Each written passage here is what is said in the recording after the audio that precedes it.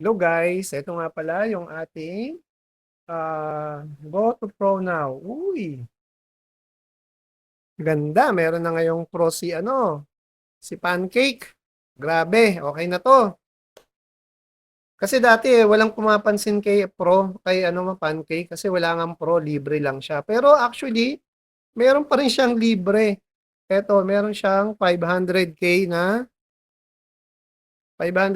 message. Ang dami na niyan, no?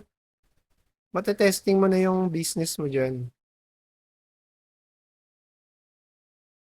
Check ko lang yung aking kung gumagana ba yung aking mouse. Ayan, wala. Lagyan natin cursor. Ayan. Okay, para makita nyo. Ayan guys, ayos. Diba? Meron ng Pro. Ang ginawa ko ngayon dito, nireset ko. Meron kasi dati itong dating bot. Ngayon tinanggal ko na siya. Punta ka lang dito sa settings. Punta ka sa general. Tapos punta ka dito sa bot. Okay? Tandaan nyo, punta ka dito sa saan marunong gumamit. Kaya, ano ba? Uy, sunod tayo dito.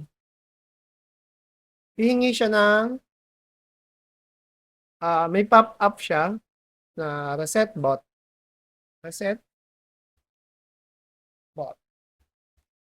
Tapos i-confirm mo lang siya para yung buong bot mo is madidelete na siya. Okay? Ganun lang guys. Thank you for watching.